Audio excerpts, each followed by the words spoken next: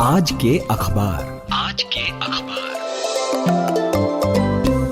Hello नमस्कार, good morning. आप सुन रहे हैं आज तक रेडियो का डेली मॉर्निंग न्यूज शो आज के अखबार। मैं हूं मानव देव रावत। तारीख है 25 अक्टूबर 2024 और शुक्रवार की सुबह है, यानी वीकेंड ऑलमोस्ट बस आ ही गया है और मैं भी आ गया हूं आपके लिए ताज़ा खबरें लेकर। तो देखिए, सबसे पहले मेरे सामने स्टेट्समैन अखबार है, उस पर हेडलाइन है danger looms over Orissa as cyclone Dana approaches. Bengal की खाड़ी के ऊपर बना एक हाई प्रेशर डिप्रेशन जो है वो चक्रवाती तूफान दाना में बदल गया है और ये शक्तिशाली होकर उड़ीसा और बंगाल के तट की तरफ बढ़ रहा है, कोस्ट की तरफ बढ़ रहा है और कल दोपहर ये उड़ीसा के तट के 200 किलोमीटर के दायरे में पहुंच गया है। इससे पुरी समेत राज्यों के कई हिस्सों में कल रात से तेज बारिश हो रही है। मौसम विभाग ने बताया है कि तूफान जो है आज सुबह 120 किलोमीटर प्रति घंटे की रफ्तार से पुरी और सागरदीप के पास भितरकनिका राष्ट्रीय उद्यान और धामरा पोर्ट के बीच टकराएगा। दोनों राज्यों के 8 लाख लोगों को राहत शिविरों में भेजा गया है। उड़ीसा के मुख्यमंत्री मोहन मांझी ने कहा है कि हमारा लक्ष्य है कि तूफान से कोई भी हानि ना हो। 2300 से अधिक गर्भवतियों समेत 3 लाख लोगों को सुरक्षित स्थानों पर भेजा गया है। वहीं पश्चिम बंगाल की सीएम ममता बनर्जी ने बताया कि राज्य के निचले इलाके में रहने वाले करीब 3,56,000 लोगों की पहचान की गई है, उन्हें सुरक्षित स्थानों पर भेजा गया है। इसके साथ ही बाकी प्रभावितों को भी निकाला जा रहा है। और इसी सब के चलते रेलवे ने कल उड़ीसा और बंगाल की 203 ट्रेनें रद्द कर दी हैं। इससे देश के कई हिस्सों के श्रद्धालु पुरी में अटक गए हैं। कोलकाता और भुवनेश्वर एयरपोर्ट कल शाम 5 बजे से आज सुबह 9 बजे तक के लिए बंद रहेगा। भुवनेश्वर की 40 और कोलकाता की 400 फ्लाइट्स जो हैं वो इससे प्रभावित होंगी। और इसी के साथ अगली हेडलाइन की तरफ बढ़ते हैं। टाइम्स ऑफ इंडिया अखबार मेरे सामने है, जिसकी हेडलाइन है 2 soldiers 2 porters killed in J&K attack on army truck. तो 2 महीने पहले तक जम्मू रीजन में सेना और स्थानीय लोगों पर हमले कर रहे आतंकी फिर कश्मीर पहुंच गए हैं। वो 9 दिन में 4 हमले कर चुके हैं। इनमें से 2 हमले कल हुए। आतंकियों ने कल सुबह दक्षिण कश्मीर में एक गैर कश्मीरी को निशाना बनाया था और शाम को पर्यटन स्थल गुलमर्ग के पास सेना के काफिले को घेर कर फायरिंग की। इस पूरी फायरिंग में 2 जवान शहीद हो गए हैं, जबकि सेना के मददगार 2 पोर्टर्स की भी मौत हो गई है। 3 जवान घायल हैं। पहला हमला दक्षिण कश्मीर के पुलवामा के बटगुंड में उत्तर प्रदेश के 19 वर्षीय मजदूर प्रीतम सिंह पर हुआ। गोली हाथ में लगी और आतंकी भाग गया। प्रीतम की हालत खतरे से फिलहाल बाहर है। दूसरा हमला शाम करीब 7:30 बजे उत्तर कश्मीर के बारामूला के पास बोटा पथरी में हुआ। यह इलाका गुलमर्ग और पाकिस्तान से सटी एलओसी से महज 5 किलोमीटर दूर है। लगातार होती ऐसी घटनाओं से अप्रवासी मजदूर जो है, जो कश्मीर में काम करने गए हैं, उनमें काफी डर का माहौल है। वहीं स्थानीय लोगों में भी डर का माहौल है। घाटी में हर साल 4 लाख भारी मजदूर आ रहे हैं। इनमें राजस्थान, उत्तर प्रदेश, झारखंड, बिहार और पश्चिम बंगाल के ज्यादा होते हैं। श्रीनगर में गोजवारा, हबक, शालीमार, डलगेट के पास बारामूला, बडगाम, कुपवाड़ा, शोपियां, पुलवामा, अनंतनाग में इनकी बसावट ज्यादा है। सेब के बगीचे संभालना हो या फिर कंस्ट्रक्शन वर्क, यहाँ ज्यादातर काम गैर कश्मीरी ही करते हैं। वहीं इस बीच जम्मू कश्मीर के नए मुख्यमंत्री उमर अब्दुल्ला नई दिल्ली में हैं। कल उन्होंने प्रधानमंत्री मोदी से मुलाकात की थी और उससे एक दिन पहले उमर गृह मंत्री अमित शाह से भी मिले थे। वहीं चुनाव से जुड़ी खबर भी मुझे देखने को मिल रही है। द हिंदू अखबार के फ्रंट पेज पर हेडलाइन है Congress opts out of UP bypolls, offer SP unconditional support. तो कांग्रेस उत्तर प्रदेश में विधानसभा उपचुनाव नहीं लड़ेगी। राज्य के पार्टी प्रभारी अविनाश पांडे ने कल ये ऐलान किया और ये कहा कि कांग्रेस उपचुनाव में इंडिया गठबंधन का समर्थन करेगी। इसके बाद सपा ने गाजियाबाद और खैर सीटों पर भी अपने उम्मीदवारों के नामों का ऐलान कर दिया है। 7 सीटों पर सपा पहले ही प्रत्याशियों के नाम तय कर चुकी थी। राज्य की 9 विधानसभा सीटों पर 13 नवंबर को उपचुनाव होगा। रिजल्ट 23 नवंबर को आएंगे। इससे पहले अखिलेश यादव ने एक्स पर कहा था कि इंडिया गठबंधन के प्रत्याशी सपा के चुनाव चिन्ह साइकिल पर ही चुनाव लड़ेंगे। अखिलेश ने कल एक्स पर राहुल गांधी का हाथ पकड़े एक फोटो भी शेयर की, जिसमें लिखा है हमने ठाना है संविधान, आरक्षण और सौहार्द बचाना है।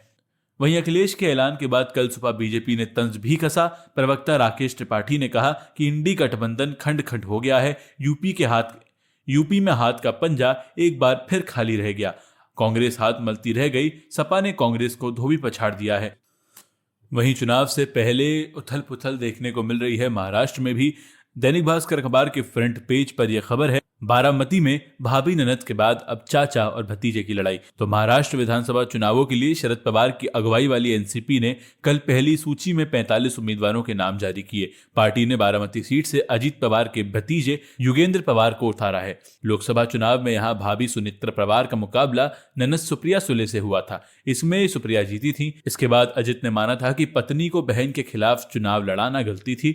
दूसरी ओर चुनाव से ठीक पहले अजित पवार गुट के एनसीपी के मुंबई अध्यक्ष समीर भुजबल ने इस्तीफा दे दिया है। समीर नांदगांव सीट से लड़ना चाहते थे, लेकिन वहां शिंदे गुट की शिवसेना का उम्मीदवार रहेगा। समीर अब निर्दलीय चुनाव लड़ेंगे। हेडलाइन कहती है 2 hours to go, Butch says no. जी हाँ, तो ये मामला जुड़ा है माधवीपुरी बुच से। तो कल सेबी चीफ माधवीपुरी बुच को संसद की लोक लेखा समिति यानी पब्लिक अकाउंट्स कमेटी के सामने पेश होना था, लेकिन वो पेश नहीं हुई।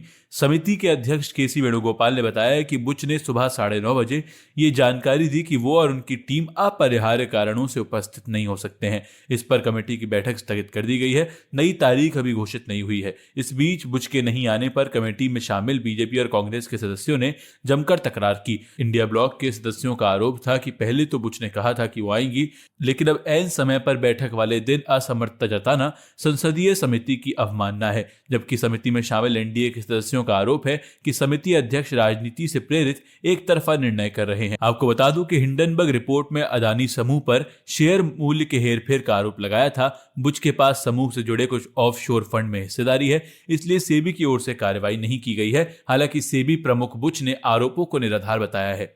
अगली हेडलाइन के साथ आपको ले चलता हूं खेल की खबरों की तरफ। दैनिक भास्कर अखबार के 10वें पन्ने पर एक हेडलाइन है, स्पिनर्स के सुंदर प्रदर्शन से मैच में वापसी। तो भारत और न्यूजीलैंड के बीच 3 टेस्ट की सीरीज के दूसरे मुकाबले में पहले दिन ही स्पिनर्स ने जलवा दिखाना शुरू कर दिया है। कल पुणे में हुए मुकाबले में 3 साल से ज्यादा समय के बाद टेस्ट खेल रहे 25 साल के स्पिनर वॉशिंगटन सुंदर ने 7 विकेट झटके, जबकि आर अश्विन को 3 सफलताएं मिली। भारतीय स्पिनर्स के शानदार प्रदर्शन के चलते न्यूजीलैंड की पहली पारी 259 रनों पर ढेर हो गई। जवाब में भारत ने पहले दिन का खेल समाप्त होने तक पहली पारी में 1 विकेट गंवाकर 16 रन का स्कोर कायम कर लिया था। रोहित शर्मा बिना खाता खोले मात्र 1 रन के टीम स्कोर पर तिम साउदी का शिकार बने। कीवी पेसर साउदी ने रोहित को इंटरनेशनल क्रिकेट में 14वीं बार आउट किया है। इसके बाद शुभमन गिल और यशस्वी जायसवाल ने टीम को कोई अतिरिक्त झटका नहीं लगने दिया। दोनों बल्लेबाज संभल कर खेलते हुए 32 से कम के स्ट्राइक रेट से बल्लेबाजी कर रहे हैं। टीम इंडिया का मौजूदा रन रेट 1.45 रन प्रति ओवर है। इस मैच के लिए केएल राहुल की जगह शुभमन सिराज की जगह आकाशदीप और कुलदीप की जगह सुंदर को भारतीय टीम में शामिल किया गया है। देखिए, आप बिल्कुल वीकेंड के नुक्कड़ पर खड़े हैं। आज है फ्राइडे, कल है सैटरडे, परसों होगा संडे, यानी आपको अच्छा खासा टाइम मिल सकता है। तो सोचा आपको कुछ रिकमेंडेशन दे दूं। तो देखिए, कुछ फिल्में आ रही हैं। पहली तो एक फिल्म आ रही है वेनम की फिल्म सीरीज का तीसरा ये हिस्सा है और आखिरी हिस्सा है। इसके बाद वेनम की कोई सीरीज नहीं आएगी, अभी तक तो मार्वल ने यही कहा है। बड़ा शानदार उसका ट्रेलर मुझे नजर आ रहा है। अगर आप चाहें तो उसको एक बार देख के आ चुके हैं। मैंने दोनों पार्ट पहले के देखे हैं, मुझे तो बड़ी पसंद आई थी।